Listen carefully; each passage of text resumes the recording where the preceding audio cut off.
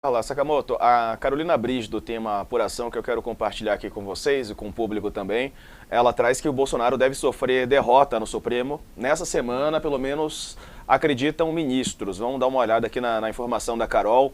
Ministros do STF avaliam nos bastidores que tendem a ser negados os recursos apresentados em inquéritos contra o presidente Bolsonaro. Ao todo, vão ser julgados 13 recursos. Desses, 10 estão no inquérito das fake news, que tem Bolsonaro como um dos alvos. O relator é o ministro Alexandre de Moraes, pautou os processos para julgamento no plenário virtual, um sistema interno aí do STF em que os ministros postam seus votos por escrito. O resultado da votação é anunciado depois de uma semana, sem que seja realizada qualquer discussão pública sobre o tema. O mecanismo de votação foi intensificado na Corte, especialmente a partir da chegada da pandemia, como forma de agilizar as decisões. No início, uma ala do STF reprovava a ampliação do plenário virtual porque os julgamentos estavam sendo concluídos sem haver debate entre os ministros. Com o tempo, ele caiu nas graças do tribunal.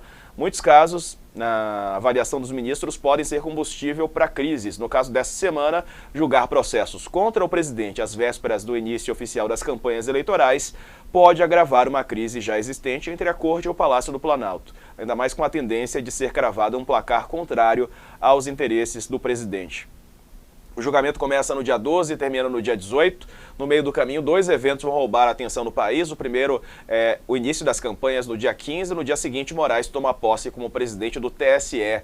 A expectativa é que no discurso do ministro ele seja duro contra a disseminação de notícias falsas e o ataque ao sistema eleitoral brasileiro. Bolsonaro é investigado pelos dois motivos. Nos julgamentos dessa semana, o STF deve decidir se arquiva dois inquéritos. Um deles investiga Bolsonaro por ter vazado uma investigação sigilosa da PF. O outro apura a associação que o presidente fez da vacina contra a Covid com a infecção pelo vírus da AIDS. Dois temas aí importantes na pauta do Supremo, Carla. Sim, a Carol é super bem informada aí do Supremo. Enfim, segundo ela, a tendência é que Moraes negue esses recursos e os ministros sigam essa orientação. É engraçado, Diego, que assim o Moraes ele é o algoz aí do presidente, eles rivalizam muito, mas a gente tem ouvido muito aqui em Brasília de várias fontes do governo essa expectativa de que, apesar de que o Moraes deve fazer um discurso duro na sua posse, não vai, eles já colocam na conta aqui do lado do governo de que Moraes não vai afrouxar essas investigações em relação a fake news mesmo, mas no que se diz respeito ao TSE, urnas eletrônicas e conversas, muita gente destaca que Moraes e o ministro da Defesa, Paulo Sérgio, têm uma relação muito cordial e muito positiva, e eles acham que a chegada do Moraes pode arrefecer um pouco esse cenário. É aquela coisa, né? Aquela aposta que a gente fica tentando entender como é que é o roteirista desse país chamado Brasil, né?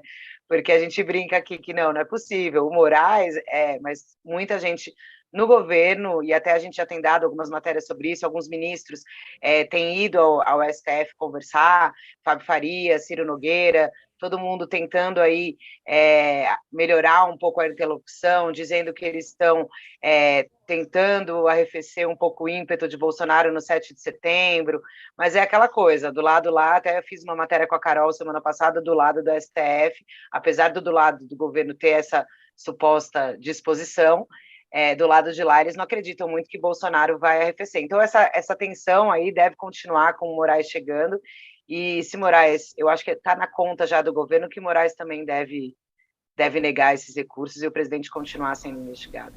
São bombeiros, né, Sakamoto? Só que o presidente gosta de um incêndio, então eles apagam um, parece que vem outro logo na sequência. Bolsonaro ele não sabe fazer política, na verdade. Ele nunca fez. Ele sempre ficou à margem da política, da grande política no Congresso Nacional, né? O Bolsonaro fazia o quê? Rachadinha no Congresso. O Bolsonaro usava irregularmente o auxílio moradia, né? O Bolsonaro subia nas tribunas para xingar, ameaçar, brigar com indígena, meio ambiente, para falar que deputada não merecia ser estuprada porque era muito feia, todas essas coisas que ele fez durante todos esses anos e que fez dele um deputado extremamente folclórico. O deputado Bolsonaro não sabe fazer política, ele sabe fazer guerra, e guerra mal feita, guerra suja nesse caso. Então, o que acontece? Se se o Bolsonaro ficasse em silêncio, não atacasse as instituições, né, a relação dele com o STF teria melhorado há muito tempo. O STF, não é que o STF chegue e fala, vou atazanar o Bolsonaro, como o Bolsonaro gosta de dizer. Na verdade, o STF ele é reativo, como qualquer corte, ele é reativo às ações do Bolsonaro e à provocação que é feita a partir dessas reações, né? Então, aí o STF responde, e o STF tem respondido. Por quê? Porque o próprio Congresso Nacional não tem respondido. O Congresso Nacional tem ficado em silêncio ou tem sido próximo ao Bolsonaro, tem sido aliado a Bolsonaro nesse processo. Então, o que acontece? Neste momento em que Bolsonaro pede, ele quase que solicita para o STF, fala, olha, livra a minha cara aqui, né? Chega via AGU, que tem servido como advogado dele, né? Essa questão aqui, esse caso da questão que ele vinculou ao Covid com HIV.